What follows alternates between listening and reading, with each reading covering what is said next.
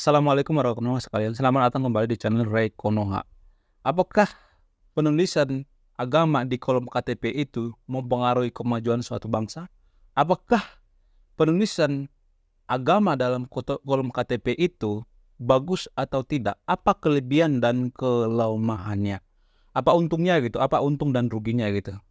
Jadi di video ini kita akan membahas apa kelebihan dan kelemahan kalau kolom KTP agama itu dihapuskan gitu. Apa kelebihan dan kelemahannya? Apa keuntungannya kalau tidak dihapus? Apa kelebihannya kalau misalnya agama itu di dalam KTP itu diprivasi, tidak ditulis gitu? Apa kelebihan dengan kelemahannya? Tolong dibantu saya. Bagi sahabat yang nonton video ini yang tahu jawabannya, tolong beri alasannya.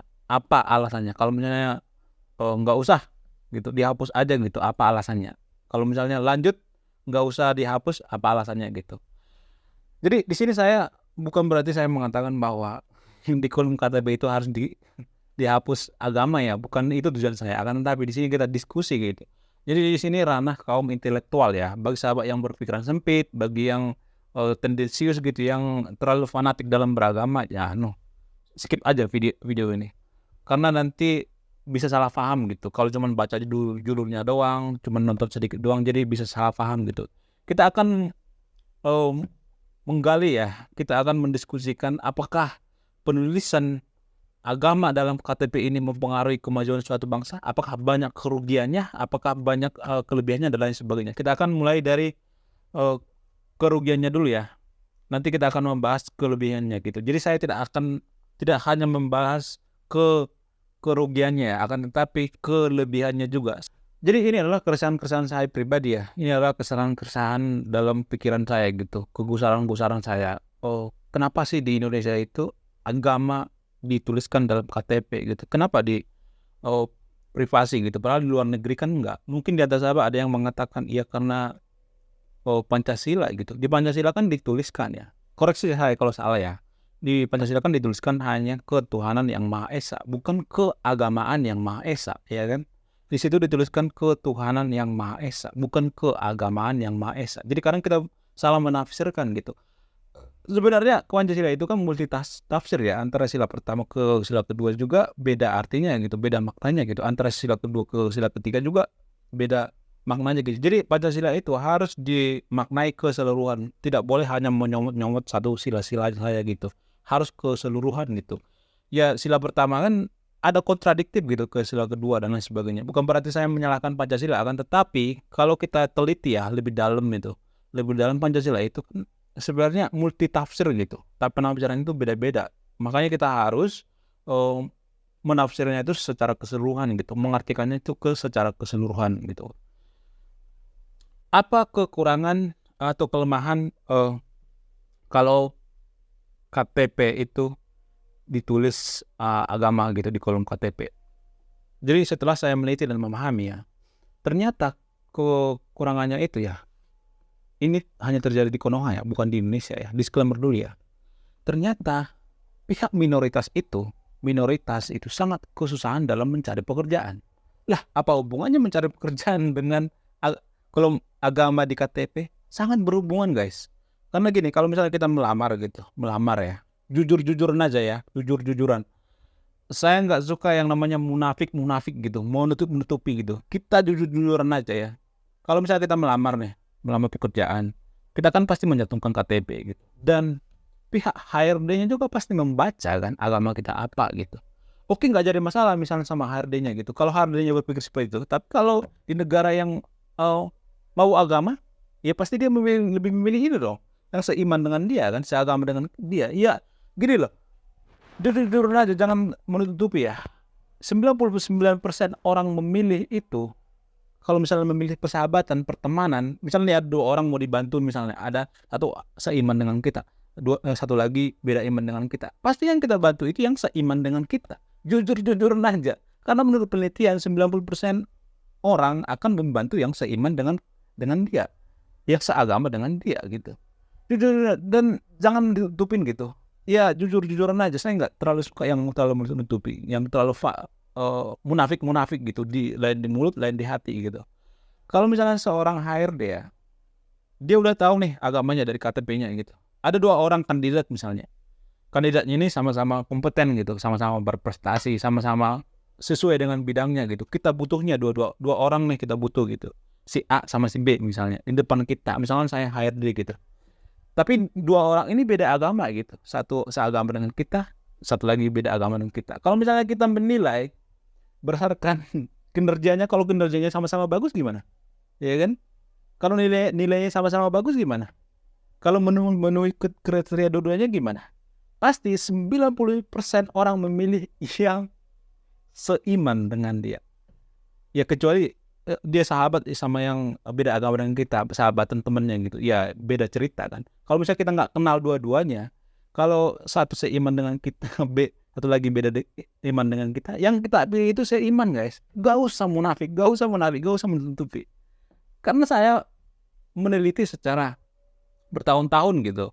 Penelitian ini saya melakukan penelitian bertahun-tahun. Saya nanya sama minoritas juga, saya nanya sama mayoritas juga gitu. Bukan berarti saya main-main dengan penelitian ini ya. Artinya saya tidak membenturkan antara minoritas dengan mayoritas. Tetapi ini akan menggali pemikiran-pemikiran kita biar kita lebih berpikir secara rasional gitu. Ini hanya diskusi ya. Bukan berarti saya mengatakan harus dihapus kolom agama di KTP itu, bukan ya. Jadi kita edukasi dulu gitu, kita belajar dulu gitu, apa kelebihan dan kelemahannya. Sekarang kekurangan yang kedua, kalau menuliskan agama di KTP. Apa kekurangan yang kedua? Kelemahan yang kedua adalah ada banyak orang yang rela pindah agama gitu ke mayoritas. Biar apa? Biar karirnya naik gitu, biar cepat naik karirnya gitu, biar dia cepat diangkat jadi atasan gitu, biar langsung melenceng gitu apanya, langsung naik cepet gitu karirnya. Karena gini guys, ya jujur aja, jangan munafik ya. Kalau misalnya di negeri Konoha ya, kalau kita perhatikannya, banyak orang rela gitu, rela mau pindah agama gitu. Untuk apa? Untuk karir gitu. Kalau misalnya dia minoritas ya, bukan berarti saya membentur-benturkan minoritas sama mayoritas ya. Ya ini sih nggak tertulis ya, ya boleh-boleh aja minoritas. Tapi yang jadi permasalahan adalah dia sangat kesusahan naik jabatan guys, karena pengaruh dari agama juga gitu. Dari mana kita tahu agamanya? Dari KTP kan, KTP-nya kan waktu melamar gitu. Dari kita tahu gitu agamanya apa, minoritas dan mayoritas. Jadi kita dalam bekerja itu tidak mengejar karir itu sebenarnya dari kinerja kita gitu. Iya ada kinerja kita, tapi seperti yang saya katakan tadi itu, misalnya ada atasan kita, terus atasan kita ini beragama mayoritas misalnya, memilih bawahannya siapa yang mau naik gitu. Pasti dia lebih memilih yang seiman kan. Misalnya kalau kita mengatakan, oh bisa aja yang beda agama dengan kita lebih lebih kompeten gitu, lebih kinerjanya lebih bagus. Kalau dua-duanya ada 2 kandidat, misalnya lebih bagus, sama-sama bagus gimana? Pasti 90% yang seiman juga kan. Jadi banyak orang rela gitu menjual agamanya gitu. Coba bayangkan bagaimana kita memijak-mijak agama itu sendiri. Sebenarnya kita yang mengotori agama itu sendiri. Kita rela menjual agama kita demi apa? Demi karir gitu. Kita rela menjual agama kita biar apa? Biar kita nggak dikucilkan gitu. Kita rela menjual agama kita itu demi apa? Demi biar kita naik jabatan gitu. Coba bayangkan, agama itu zaman sekarang itu seperti keset gitu. Seperti diasong-asongkan gitu. Seperti dilacur-lacurkan gitu. Seperti alat tawar gitu. Agama itu dijadikan seperti alat tawar coba. Kalau kan nggak ada hubungannya, iya nggak ada hubungannya. Tapi pada kenyataannya, pada prakteknya, jujur nah jangan munafik. Iya banyak orang yang mengatakan nggak ada pengaruh dalam agama, tapi dalam hati pasti ada pengaruhnya. Jujur aja guys. Saya nggak suka yang munafik ya. Ada pengaruhnya terhadap karir. Agama itu sangat mempengaruhi karir guys. Berdasarkan penelitian saya, ada banyak orang yang pindah agama karena masalah karir gitu, jodoh gitu. Ada juga yang seperti itu, banyak seperti itu karena masalah agama gitu. Sekarang keburukan atau kelemahan yang ketiga misalnya. Keburukan yang ketiga adalah akan sangat terjadi politik identitas. Kenapa politik identitas ini mempengaruhi gitu? Mempengaruhi karena di KTP itu ditulis agama. Karena kalau ditulis di KTP itu agama, berarti agama itu adalah konsumsi publik ya. Oke, kita berangkat dari sini ya. Karena agama itu adalah konsumsi publik, maka kita bebas dalam pemilihan sekalipun memilih pemimpin itu berdasarkan agama, berdasarkan seiman dengan kita, berdasarkan satu tempat ibadah gitu. Jadi ini mempengaruhi banget loh, mempengaruhi. Kenapa bisa terjadi politik identitas di Konoha? Karena apa? Karena di KTP itu dituliskan bahwa di situ agama kita tertera. Artinya kalau tertera agama kita di situ, berarti agama itu bukan privasi dong, publik gitu, konsumsi publik, bebas-bebas aja orang memilih berdasarkan agama gitu. Jadi inilah yang dimanfaatkan oleh para politisi. Politisi tahu sebenarnya nggak boleh menggabungkan antara agama dengan politik. Akan tetapi mereka melakukan itu. Melakukan biar apa? Biar menang. Karena mereka haus kekuasaan. Menghalalkan berbagai cara. Jadi coba bayangkan seorang politisi yang menggunakan politik identitas. Dia menghalalkan berbagai cara. Bahkan menggadaikan agama sekalipun. Mencampurkan agama dengan politik sekalipun. Agama itu kan suci, politik itu kan kotor gitu. Jadi kita mencampurkan yang kotor dengan yang suci. Jadi sebenarnya kita yang menginjak-injak agama itu sendiri. Kita sebenarnya yang mengotori agama itu sendiri. Sehingga di negara yang agama yang tidak diprivasi, kecuali negara itu adalah negara agama, misalnya seperti Qatar gitu, Arab Saudi misalnya. Itu kan negara agama, jelas dong. Kalau misalnya memilih berdasarkan agama nggak jadi masalah. Tapi kan kita kan negara demokrasi nggak boleh sebenarnya. Nggak ada satupun negara demokrasi. Buktinya nggak ada satupun negara demokrasi di dunia ini yang maju yang menggabungkan antara agama dengan politik. Nggak ada satupun negara demokrasi yang maju di dunia ini yang mencampur adukan antara agama dengan politik. Nggak ada satupun negara maju di dunia ini yang menggunakan politik identitas. Nggak ada guys, nggak ada itu. Jadi politik identitas ini terjadi setelah saya meneliti dan memahami. Terjadi karena apa? Karena agama di Konoha itu adalah konsumsi publik. Yang nggak jadi masalah kalau kita menggunakan agama saat kampanye. Kita kampanye di rumah ibadah juga nggak apa-apa. Apa masalahnya? Kan pasti nggak ada hukumannya kan? Kalau misalnya kita mengkampanye di rumah ibadah. Orang agamanya juga itu publik, konsumsi publik, bukan masalah pribadi. Jadi disitulah peluang dari pemuka agama mencampur adukan antara agama dengan politik. Disitulah kesempatan politisi-politisi yang licik mencampur adukan antara agama dengan politik. Karena apa? Karena dia berdalih bahwa agama itu di Konoha itu adalah konsumsi publik. Buktinya apa? Buktinya di KTP ada tertulis agama kita. Jelas-jelas itu kan KTP itu kan bukan privasi kan, kalau ada di KTP itu bukan privasi kan kalau ditaruh agama di KTP itu. Sekarang kelemahan yang keempat misalnya, di negara yang KTP itu dituliskan agama itu biasanya ini akan menjadikan konflik ya. Ya mudah-mudahan jangan terjadi di Konoha ya. Karena apa? Karena gini. Karena orang-orang akan kita lihat lah gitu. Orang-orang kalau misalnya mau milih pemimpin itu ya pemimpin yang seiman gitu, seiman. Bahkan di perusahaan juga kan banyak yang seperti itu ya. Di Konoha ya, yang seiman. Jadi semuanya seiman. Jadi kita berpatok ke situ gitu. Kita tidak berpatok pada kinerja gitu. Misalnya nih, ada banyak orang ya yang saya teliti ya. Ada di antara 90 orang yang saya teliti, bahkan Litbang Kompas ya, di Jakarta, menurut penelitian Litbang Kompas, 70% orang memilih itu berdasarkan agama. Coba bayangkan, di Jakarta sekalipun, di DKI Jakarta, orang-orang yang berpendidikan, mereka justru memilih pemimpin yang berdasarkan agama. Itulah betapa bobroknya kalau misalnya kita mencampur adukan antara agama dengan politik.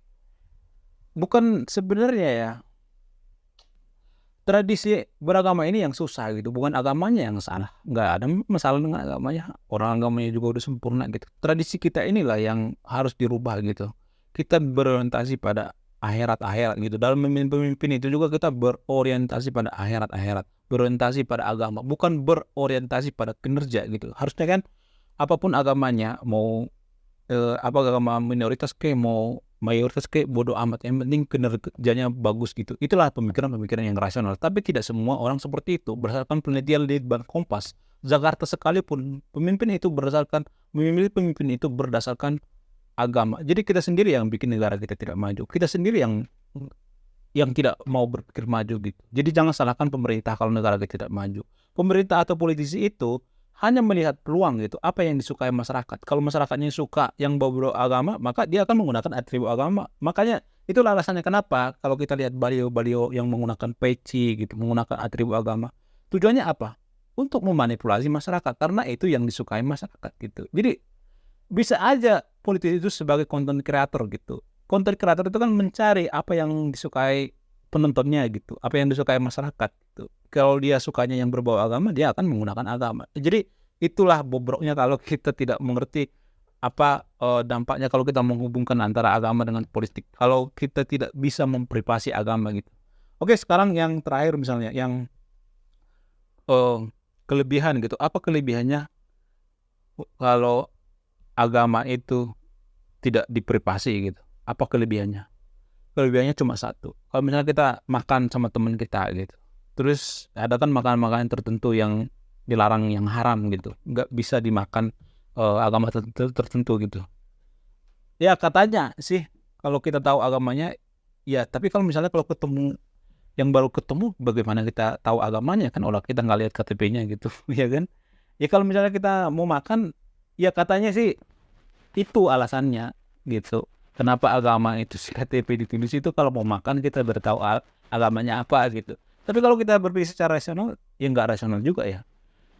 Ya kalau misalnya temen kita nih baru kenal gitu, misalnya kita sodorkan makanan gitu, makanan B2 misalnya kita sodorkan, ya pasti kan dia nanya ini makan apa gitu. Yang B2 misalnya, saya nggak bisa makan itu, ya cukup kan, selesai kan. Baru kenal misalnya, kita baru kenal ketemu gitu di mana gitu, ketemu sama orang lain gitu, cukup kan, saya nggak bisa makan itu, dilarang agama gitu. Kan cukup seperti itu. Tapi katanya kenapa harus ditulis agama di KTP, itu menurut saya itu adalah bermuatan politik guys. Jadi ada agama tertentu ya, saya tidak akan menyebutkan agamanya apa, ini bermuatan politik ya. Di Konoha ya, ada agama di Konoha.